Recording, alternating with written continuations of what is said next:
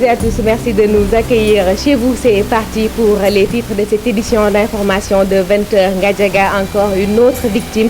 Un gendarme a perdu la vie dans le réservoir d'eau qui avait été creusé à côté du puits en feu pour alimenter les opérations d'extinction. Un deuxième décès depuis le départ de l'incendie, une situation qui interpelle et fait réagir le président de l'ONG Lex Africa qui demande une meilleure gestion de nos ressources. Et dans cette édition, Cheikh Anta Diop reviendra sur les circonstances de ce drame. Covid-19, le décompte macabre se poursuit. Aujourd'hui encore, 10 morts, 46 cas graves, 174 cas communautaires. Peut-être la solution, le vaccin. Mais attention, nous dit le spécialiste en gestion de crise, nous aurons des vaccins, mais en quantité réduite avec des doses réservées aux personnes de première ligne. Pour Seydina Aliou Boli, l'Afrique doit sonner le déclic avec une indépendance scientifique pour éviter le pire. Du côté de Saint-Louis, le mouvement Saint-Louis-Union Langue sonne aussi l'alerte. La situation de l'hôpital régional est critique. Les malades du Covid partagent le même espace que ceux en urgence et pour dénoncer une mauvaise gestion, le personnel de santé se fait de plus en plus rare selon le mouvement. Un autre mouvement qui réclame la lumière sur l'affaire Diary Sow, c'est le collectif Retrouvons Diary Sow qui demande à l'État de diligenter le dossier et de permettre à la maman de la meilleure élève du Sénégal en 2018 et 2019 de se rendre à Paris en compagnie d'un avocat pour rassurer ses proches et faire définitivement la lumière, toute la lumière sur cette affaire Diary Sow. C'était tout pour les titres. Le développement, c'est tout de suite avec un énorme plaisir.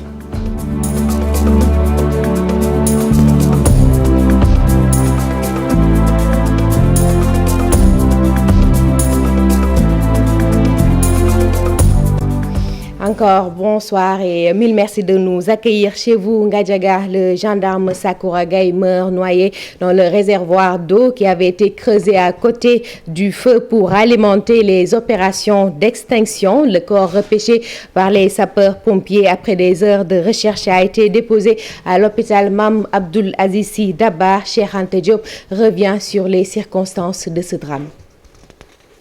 Presque 2 tours d'horloge de recherche, le gendarme en faction a finalement rendu l'âme. Après presque 2 tours d'horloge de recherche, le gendarme en faction a finalement rendu l'âme. Il s'agit d'un accident qui s'est produit à Ngadiaga, précisément dans le village de Djelekpeul, où se trouve le puits de gaz en flammes depuis plusieurs semaines.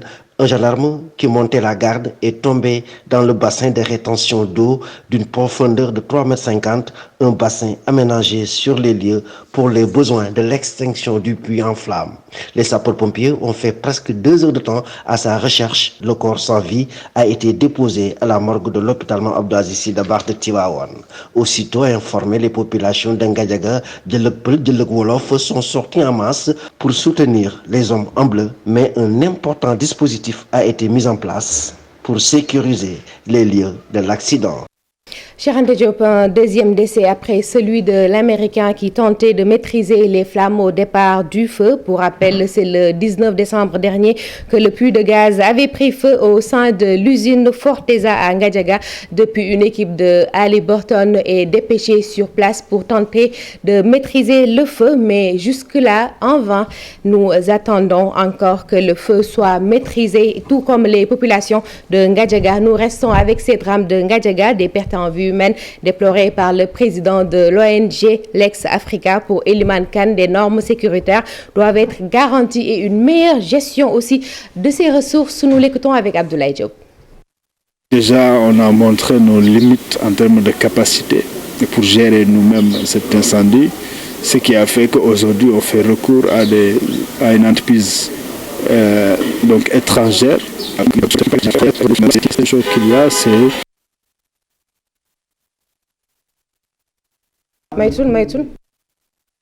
déjà, on a montré nos limites en termes de capacité pour gérer nous-mêmes cet incendie, ce qui a fait qu'aujourd'hui on fait recours à une entreprise donc étrangère.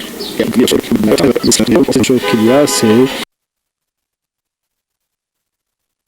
Toutes nos excuses pour la qualité de cet élément. Précisez que Elimane Kane était l'invité de votre matinale Info Matin. Nous parlons du coronavirus, évolution de l'épidémie. 10 nouveaux décès enregistrés ce mardi révèle le bilan du jour. Sur 1380 tests réalisés, 250 sont revenus positifs, soit un taux de positivité de 18,12%. Il s'agit de 76 cas suivis et 174 cas communautaires.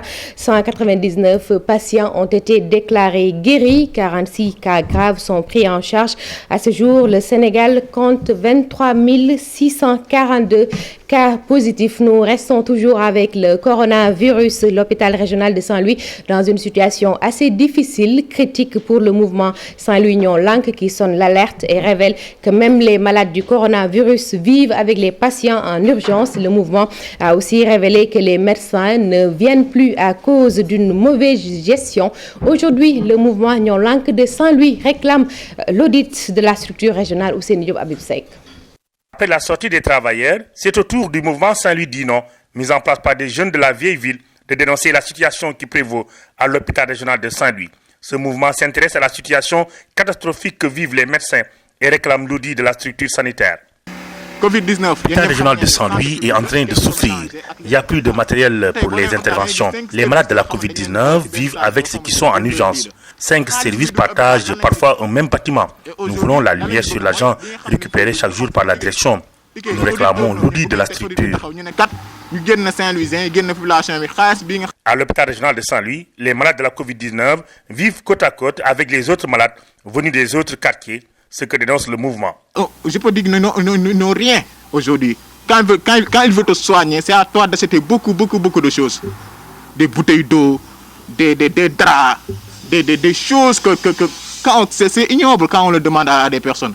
En vous rappelant, ces citoyens qui sont là, ils n'ont rien. Ces jeunes sollicitent la mobilisation de tous les Saint-Louisiens pour redorer le blason de l'hôpital de la première capitale du Sénégal. Le plateau technique de l'hôpital régional de Saint-Louis laisse à désirer. Il n'y a rien finalement et les malades vont continuer à payer les pots cassés. Nous ne pouvons plus continuer. Nos malades se soignent actuellement à Louga et dans les autres régions et c'est inadmissible. Depuis le début du mouvement, le directeur de l'hôpital régional de Saint-Louis ne s'est pas encore prononcé, mais sur place, la situation est chaotique. Beaucoup de malades refusent de s'y rendre en cette période de pandémie. Ousseynou Diop, merci pour tous ces éléments. Accès au vaccin contre le coronavirus au Sénégal. Le spécialiste en gestion de crise alerte pour Seydina Alioune Boli. Des vaccins, nous en recevrons, mais en quantité réduite avec des doses qui seront réservées à une certaine catégorie de la population, appelée les personnes de première ligne. Une situation qui, pour le spécialiste, devrait pousser l'Afrique à réagir et à penser à corriger ce désert sur le plan scientifique. Nous l'écoutons avec Fatou Kinadem et Younous Diatta. Les vaccins qu'on aura, on en aura, parce qu'à travers l'OMS quand même, il y a on est en train de s'organiser pour permettre aux pays les moins riches d'accéder à certaines doses. Mais les doses que nous recevrons devront être réservées et seront réservées, ça j'en doute pas, à ce qu'on appelle les personnels de première ligne, les first line workers. C'est les médicaux, les paramédicaux, les responsables, les forces de défense et de sécurité, la protection civile en particulier, le ministère de l'Intérieur, forces armées, les membres du gouvernement, ils ont des rôles clés dans le maintien de la gestion du pays et de la gouvernance de la riposte. Ce que cette pandémie nous apprend aussi, c'est que un des éléments les plus importants pour la vie d'une communauté, d'une nation, c'est la santé. Mais notre santé n'est pas entre nos mains. Parce que moi, à ce jour, à part l'Algérie, je ne vois pas un État qui a fait l'effort de fabriquer des vaccins dans le pays. Nous attendons tous que les vaccins nous viennent d'ailleurs.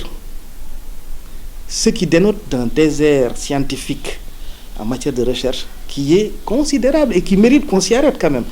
Lutte contre le Covid-19, toujours la Fédération des Baye Fall de Rufisque et de la banlieue dakaroise invite les talibés au respect des mesures barrières telles recommandées par le khalife général des Mourides Serigne Mountakha Mbacké. Ses membres apporté leur soutien au comité de gestion du chantier de la grande mosquée de Rufisque. Les propos de Djibi Gueye sont recueillis par Ousseynou Thiam et Ahmadou Bamba Sam. C'est un ndigal du khalife général pour un respect strict des mesures barrières. Et je crois que l'exemple est déjà saillant. Nous nous sommes tous masqués dans le respect du ndigal, mais dans la protection collective. Nous mobilisons tous les dimanches 300 de personnes pour le même engagement d'être au boulot. Nous devons nous aussi respecter ces mesures. Je lance un appel aussi au nom du calife, au nom des représentants de la maison, que c'est des mesures à respecter. La pandémie, elle est encore là. Nous ne pouvons la combattre qu'en respectant scrupuleusement les mesures barrières et nous nous donnons ça comme ndigal et pour tout le monde. Nous fermons cette page Covid pour parler justice avec le placement sous mandat de dépôt du président de l'ONG Horizon Sans Frontières. Les organisations de défense des droits de l'homme très remontées pour Souleymane Diallo de l'ONG Otra Africa. Cette affaire met en évidence les mauvaises relations du président avec la diaspora. Souleymane Diallo que nous écoutons avec Younous Diatta. Nous allons nous concerter, comme vous savez, Horizon Sans Frontières, comme nous, autres Africains, nous sommes des partenaires. On va se concerner avec Amnesty International, le Ligue sénégalaise des droits de l'homme, nos partenaires à l'international, je pense à l'APDH de Sevilla, l'Office des droits international. Nous, on va voir ensemble quelle est la suite à prendre par rapport à ça. Puisque vraiment, demander l'audit des fonds de l'Union européenne encore une fois de plus pour une association, une ONG qui est basée en Europe ne devrait pas être un problème pour accuser quelqu'un de fausse information. Ce qui est évident, c'est qu'il y a des fonds de l'Union européenne disponibles au Sénégal. À qui, encore une fois de plus, à qui Boubacar Seye de Horizon Sans Frontières a diffamé? Quelle est la fausse information pour laquelle Boubacar Seye a été mis aux arrêts? Ceux qui ont mis Boubacar aux arrêts ne facilitent pas la relation entre le président Macky Sall et la diaspora sénégalaise et les Sénégalais de l'extérieur. Et Souleymane Diallo de confier à Younous Diatta qu'une autre rencontre est prévue pour voir quelle suite donner à cette affaire dite Boubacar Seye. Juste rappeler que Boubacar Seye a été arrêté pour des propos tenus sur l'affaire des 18 milliards de l'UE remis à l'État du Sénégal. Nous suivons cette actualité pour vous. Parlons maintenant de l'affaire Diary Sow. Le collectif Retrouvons Diary Sow veut toute la lumière sur cette affaire de la disparition de la meilleure élève du Sénégal pour les années 2018 et 2019. Il demande à l'État de diligenter et de donner à la maman de Diary Sow la possibilité d'aller à Paris en compagnie d'un avocat afin que la lumière soit faite sur cette affaire. Ils étaient face à la presse. Le compte rendu est signé Maïmouna Ndiaye et Thierno Laurent Mendy. Ils sont étudiants, professionnels et proches de Diary Sow. Ils disent en avoir assez de toutes ces suspicions sur la disparition de Diary Sow, suffisant pour manifester cette colère ici, devant le pavillon A de l'UCAD. Jusqu'à maintenant, nous n'avons aucune preuve factuelle qui dit qu'elle a disparu, ni une preuve matérielle, ni rien du tout. Tout s'est basé sur des supputations et des suspicions. C'est pour cette raison que nous tenons vraiment à préciser que seuls les enquêteurs ont accès à ce dossier pour le moment. Ce que nous voulons aujourd'hui, c'est que le procureur de la ville de Paris soit autosaisi, ou sinon un juge d'instruction soit autosaisi pour que le dossier puisse aboutir dans de bonnes mains et pour qu'on puisse avoir des vraies raisons de la disparition de Diary. Mieux, le collectif Retrouvons Diary Sow exige plus de réactivité de la part du gouvernement. Ce que nous aimerions, c'est que justement sa maman puisse se déplacer à Paris pour suivre l'évolution du dossier. Et ceci étant, lorsqu'elle sera à Paris, nous aurons voulu également qu'elle soit accompagné d'un avocat, comme vous le savez, dans des dossiers similaires. Le fait d'avoir un avocat, c'est quelque chose de bon. C'est un point qui est très intéressant. Tous les engagements que l'État a pris vis-à-vis de cette famille-là doivent être des engagements couchés sur un papier officiel. Comme ça, si un jour l'État a failli à sa mission, à ses engagements, on pourra exhiber ce dossier devant la presse pour leur dire tout simplement que l'État a failli sur son engagement. Ses amis et proches de Diary Sow comptent poursuivre le combat. L'objectif final est de retrouver la jeune étudiante sénégalaise disparue en France. Maïmouna Ndiaye, selon les dernières informations relayées par le journal Le Parisien, Diary Sow se porte bien. Information recueillie auprès d'une proche. Parlons maintenant politique à Koungheul. Le coordinateur départemental du PDS, par ailleurs membre du comité directeur, tourne le dos à son parti pour rejoindre celui des libéraux et démocrates de Oumar Sarr. Les nouveaux alliés de Benno se disent prêts à travailler avec leurs nouveaux camarades de coalition, mais dans l'intérêt exclusif des populations. À Koungheul, nous retrouvons Oumar Ndiaye et Babacar Falbop. Après avoir été reçu par son ancien camarade de parti devenu chef de parti, Abdou Aziz Kamara, membre du comité directeur du Parti démocratique sénégalais et coordinateur départemental, a décidé avec 6 des 9 sections du département de Koungheul d'intégrer le Parti des libéraux et démocrates. Juste pour officialiser vraiment mon adhésion dans le Parti des libéraux et démocrates dirigé par le docteur Oumar Sarr, ministre des Mines et de la Géologie. J'étais le responsable départemental du PDS au niveau de Koungheul. J'ai décidé vraiment, quand le président de la République a appelé au dialogue, le docteur Oumar Sarr a répondu favorablement. Et il nous a invités vraiment à le rejoindre et à participer à l'effort de développement économique et social. Toutefois, même s'ils ont prêt à n'aménager aucun effort pour soutenir la coalition Benno Bokk Yakaar dans la localité, les nouveaux alliés déclarent qu'ils feront preuve d'objectivité et de justice dans leur choix. Le PDS dans le département est mort de sa belle mort, ça c'est clair, parce que tout tournait autour de lui. En tout cas, nous ne ménageons aucun effort pour les accompagner, mais dans la vérité. Avec cette nouvelle défection dans leur rang, il faut dire que le PDS perd du terrain dans la région de Kaffrine, d'autant plus qu'un responsable comme Babacar Gaye, ancien ministre et porte-parole du parti, est de ceux qui ont créé le PLD avec Oumar Sarr. Oumar Ndiaye, merci beaucoup. L'actualité internationale à présent avec au cœur l'investiture du 46e président des États-Unis et de Kamala Harris, la première vice-présidente de l'histoire des États-Unis. Autre actualité aussi, plus de 40 morts dans le naufrage d'une embarcation de migrants au large des côtes libyennes et puis une violente explosion qui a détruit trois étages d'un immeuble près d'une résidence pour personnes âgées. Le récit de l'actualité internationale est signé Daniel Diouf. Veuillez lever la main droite et répéter après moi. Je, Joseph Robinette Biden Jr., jure solennellement. Il était midi, heure de Washington ce mercredi, 17h à Dakar, lorsque le démocrate Joe Biden est devenu officiellement le 46e président des États-Unis et Kamala Harris, la première vice-présidente de l'histoire des États-Unis. Le nouveau président américain s'est voulu rassembleur. Nous pouvons nous traiter les uns les autres avec dignité, respect, a-t-il déclaré. Nous avons beaucoup à faire, beaucoup à réparer, à construire, à soigner. Joe Biden a également promis de vaincre le suprémacisme blanc et le terrorisme intérieur. Le nouveau président des États-Unis a appelé à rejeter une culture où les faits sont manipulés ou même inventés. À la fin de son discours, le nouveau locataire de la Maison-Blanche a fait observer une minute de silence en hommage aux victimes de la COVID-19. Donald Trump n'a pas participé à la prestation de serment. Il a quitté tôt mercredi la Maison-Blanche à destination de sa résidence en Floride. Il devient ainsi le premier président à refuser d'assister à la passation des pouvoirs depuis Andrew Johnson en 1869. En raison de l'épidémie de la COVID-19, seul un parterre limité d'invités y a assisté. Le public représenté par un champ de plus de 190 000 drapeaux. Le naufrage d'une embarcation de migrants au large des côtes libyennes a fait au moins 43 morts mardi. 10 autres personnes ont été secourues selon un bilan annoncé mercredi par l'ONU au lendemain du drame. Dans un communiqué conjoint, l'Organisation internationale pour les migrations et le Haut Commissariat de l'ONU pour les réfugiés se disent profondément attristés par ce naufrage, le premier de 2021 en Méditerranée centrale.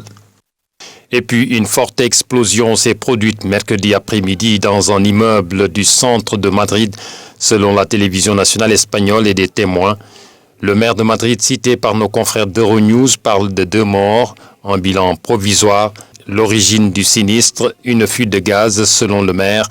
La télévision nationale espagnole fait état d'une explosion très puissante qui a détruit 3 étages de l'immeuble situé près d'une résidence pour personnes âgées.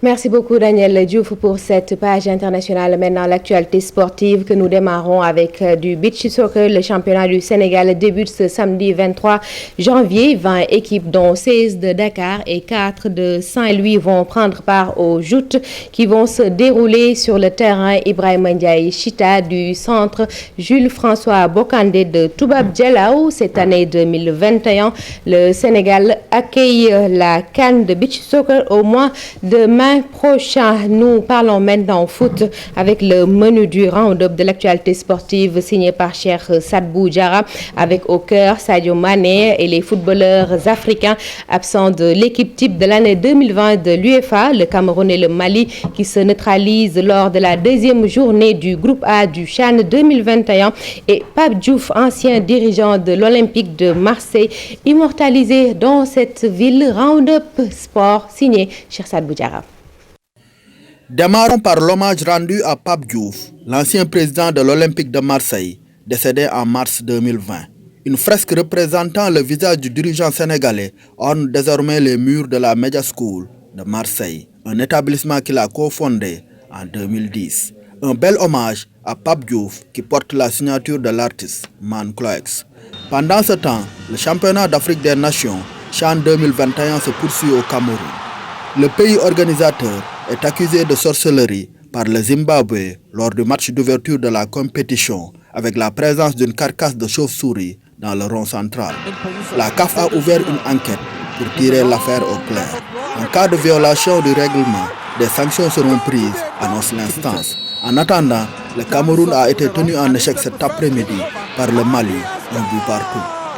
11 types de l'année 2020 de l'UEFA, les fans préfèrent Neymar à Sadio Mané. En dépit de son titre de champion d'Angleterre et ses 27 buts toutes compétitions confondues, l'attaquant sénégalais de Liverpool ne figure pas comme tout autre Africain dans l'équipe de l'année de l'instance européenne.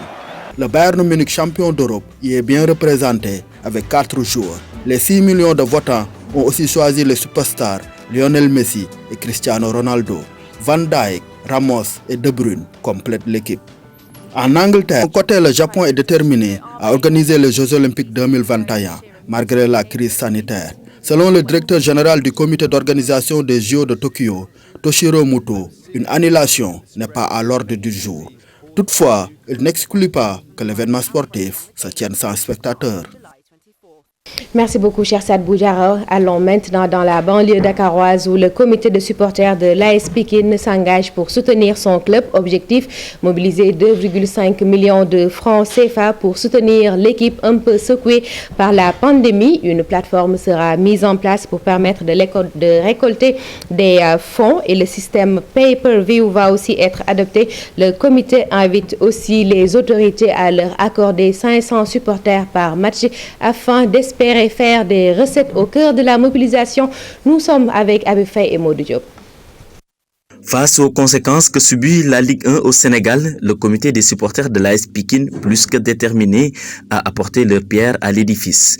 Une nouvelle plateforme mise en place pour récolter des fonds. Aux supporters qui ne peuvent pas se déplacer, venir assister au match, d'envoyer leur contribution à travers la plateforme Copper Express. Dans ce contexte dominé par la pandémie à coronavirus, les supporters de Pikine comptent mobiliser 2,5 millions par 15 jours en guise de soutien à l'équipe. L'objectif, c'est d'avoir 2,5 millions avant vendredi pour pouvoir le mettre à disposition du comité directeur. Le système pay-per-view, une solution pour pouvoir suivre les matchs du club. Ils invitent les autorités à ouvrir les portes du stade à quelques 500 supporters pour permettre aux équipes d'avoir des recettes. La dernière a joué 7 matchs à domicile et il y en a récolté plus de 18 millions en termes de recettes.